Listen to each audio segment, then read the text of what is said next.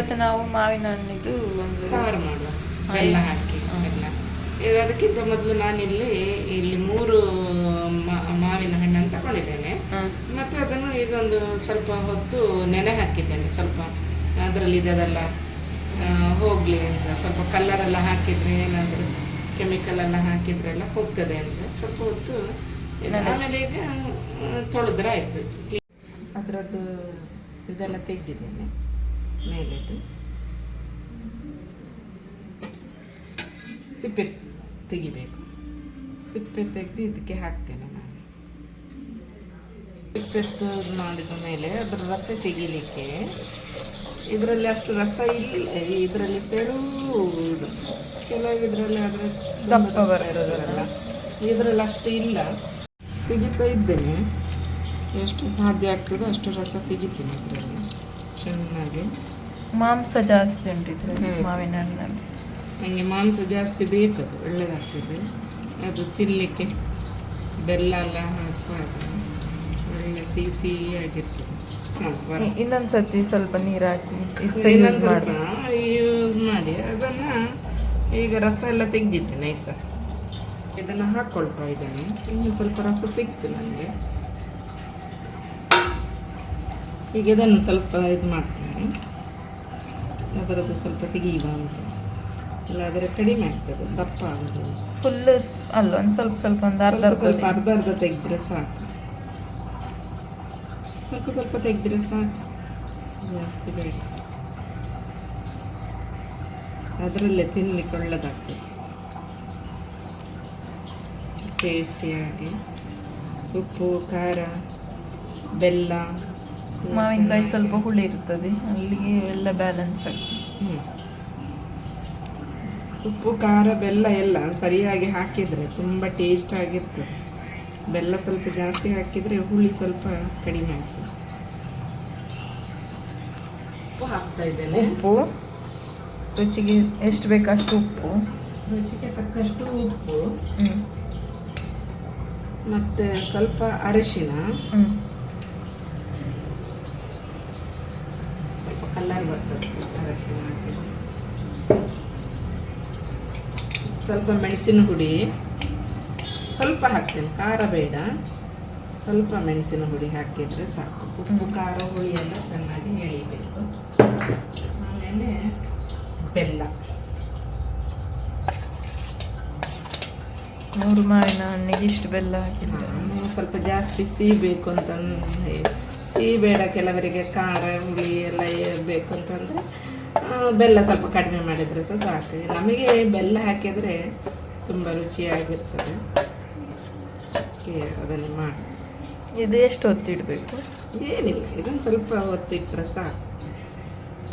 ಚೆನ್ನಾಗಿ ಕಲಸಿ ಸ್ವಲ್ಪ ಹೊತ್ತಿಟ್ಟರೆ ಸಾಕು. ಸ್ವಲ್ಪ ಚೆನ್ನಾಗಿ ಎಳೀತದೆ ಬೆಲ್ಲ ಎಲ್ಲ ಚೆನ್ನಾಗಿ ಎಳೀತದೆ ಇದಕ್ಕೆ, ಮಾವಿನ ಹಣ್ಣಿಗೆ.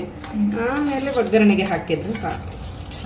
ಸರಿ, ಒಗ್ಗರಣೆಗೆ ಸ್ವಲ್ಪ ನಾನು ಸಿಮ್ಮಲ್ಲಿ ಇಟ್ಟಿದ್ದೇನೆ. ಇಲ್ಲಿ ಒಂದು ಬಾಣಲೆಯಲ್ಲಿ ಇಟ್ಟಿದ್ದೇನೆ, ಬಾಣಲೆ. ಅದಕ್ಕೆ ತುಪ್ಪ ಹಾಕ್ತೇನೆ ನಾನು, 1-2 ಸ್ಪೂನು.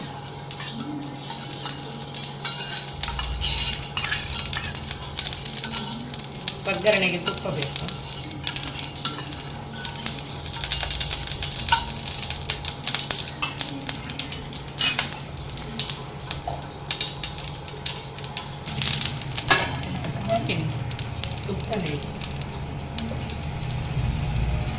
ತುಪ್ಪ ಬಿಸಿಯಾಗಿದೆ, ಇದಕ್ಕೆ ಸ್ವಲ್ಪ ಸಾಸಿವೆ ಹಾಕ್ಕೊಳ್ತೇನೆ. ಸಾಸಿವೆ ಕೆಲವರು ಜಾಸ್ತಿ ಹಾಕ್ತಾರೆ, ಸಾಸಿವೆ ಒಳ್ಳೆ ಆಗ್ತದೆ, ಸಾಸನ ಅಂತ ಬರ್ತದೆ. ಆಮೇಲೆ ಈಗ ಚಟಪಟ ಅಂತ ಹೇಳುವಾಗ ಉದ್ದಿನಬೇಳೆ ಹಾಕ್ತೇನೆ. ಮತ್ತು ಪ್ಲೇಟ್ ಒಂದು ಮೆಣಸು ಹಾಕಿದ್ದೇನೆ, ಖಾರ ಬೇಡ ನನಗೆ ಅಂತ. ಕೆಲವರೆಲ್ಲ ಹಾಕ್ತಾರೆ.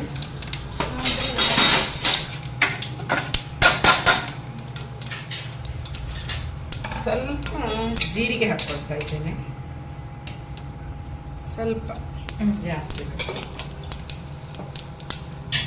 ಕೆಲಸ ಇದಾದರೆ ಸಾಕು. ಈಗ ಇದನ್ನು ಹಾಕ್ಕೊಳ್ತೇನೆ.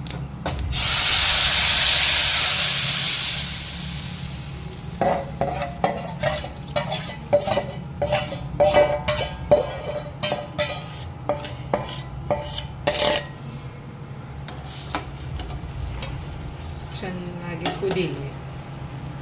ಕುದಿ ಬರಲಿ ಚೆನ್ನಾಗಿ.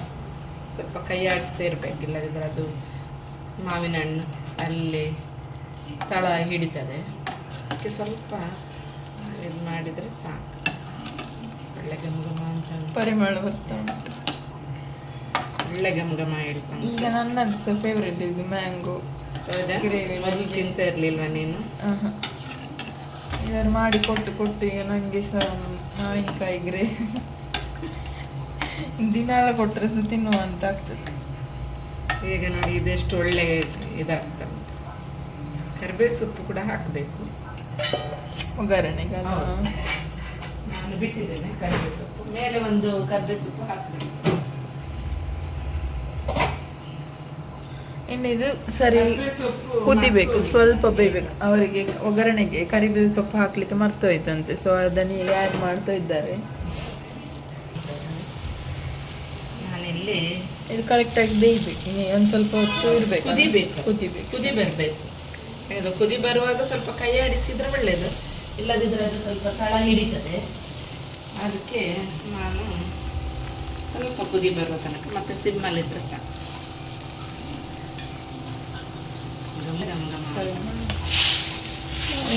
ಮಾವಿನ ಹಣ್ಣಲ್ಲಿ ಮಾಂಸ ಸಹ ಒಳ್ಳೆ ಇತ್ತಲ್ಲ, ಒಗ್ಗರಣೆ ಸಹ ಪರಿಮಳ. ತುಪ್ಪದಲ್ಲಿ ಒಗ್ಗರಣೆ ಹಾಕಿದರೆ ತುಂಬ ಒಳ್ಳೆಯದು. ಇಲ್ಲಾಂದರೆ ತೆಂಗಿನೆಣ್ಣೆ ಸಹ ಆಗ್ತದೆ. ನಾನು ತೆಂಗಿನೆಣ್ಣೆ ಹಾಕ್ಬೋದು, ಇಲ್ಲದಿದ್ದರೆ ತುಪ್ಪ ಹಾಕ್ಬೋದು. ನಾನು ಇಲ್ಲಿ ತುಪ್ಪ ಹಾಕಿದ್ದೇನೆ. ನಂದಿನಿ ಅವರ ತುಪ್ಪ ಅಲ್ಲ? ಯಾವ ತುಪ್ಪ? ತುಪ್ಪ ನಂದಿನಿ ಅವರದ್ದು ಒಳ್ಳೆ ಬರ್ತದೆ. ಒಳ್ಳೆದಾಗ್ತದೆ. ನಾನು ನಂದಿನಿ ಅವರದ್ದು ತುಪ್ಪ ಮತ್ತು ತೆಂಗಿನೆಣ್ಣೆ ಎರಡೇ ಯೂಸ್ ಮಾಡೋದು. ಈಗ ಕುದಿ ಬರಲಿ ಆಯ್ತಾ? ಇನ್ನೆಂತಾದ್ರೆ ಹಾಕ್ಲಿಕ್ಕೆ ಉಂಟು? ಇಲ್ಲ, ಏನಿಲ್ಲ, ಏನು ಇದು ಮಾಡೋದು ಬೇಡ. ಕರೆಕ್ಟಾಗಿ ಕುದಿ ಬಂದು ಚೆನ್ನಾಗಿ ಆಗಿದೆ. ನಾನು ಮೊದಲೇ ಅದಕ್ಕೆ ಬೆಲ್ಲ ಹಾಕಿದ್ದೇನೆ. ನಾನು ಬೆಲ್ಲ, ಮೆಣಸಿನ ಹುಡಿ ಎಲ್ಲ ಹಾಕಿ ಸ್ವಲ್ಪ ಹೊತ್ತು ಇಟ್ಟಿದ್ದೇನಲ್ಲ, ಸೊ ಒಳ್ಳೆ ಹಿಡಿದಿರ್ತದೆ.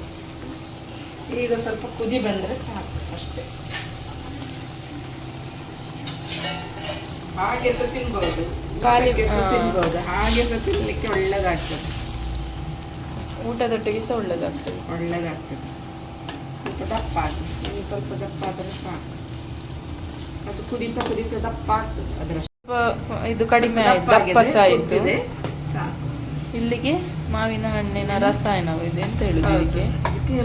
ಮಾವಿನ ಹಣ್ಣಿನ ಗ್ರೇವಿ ಅಂದ್ರೆ ಒಂದು ಎಲ್ಲ ಮಾಡ್ತಾರೆ ಈಗ. ತೆಂಗಿನಕಾಯಿ ಹಾಲು ಹಾಕಿ ಮತ್ತೆ ತೆಂಗಿನಕಾಯಿ ಎಲ್ಲ ಹಾಕಿ ಬೇರೆ ಬೇರೆ ಎಲ್ಲ ರೀತಿಯಲ್ಲಿ ಮಾಡ್ತಾರೆ. ಇದನ್ನು ಸಿಂಪಲ್ ಆಗಿ ಈಸಿ ಮಾಡ್ಲಿಕ್ಕೆ ಏನು ಕಷ್ಟ ಇಲ್ಲ.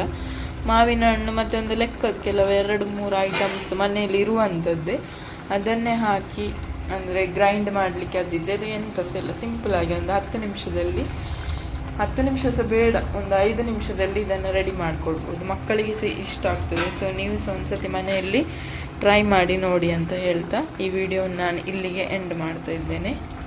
Thank you so much. ವಿಡಿಯೋವನ್ನು ಸ್ಕಿಪ್ ಮಾಡಿದೆ, ಎಂಡ್ವರೆಗೆ ನೋಡಿದೆ.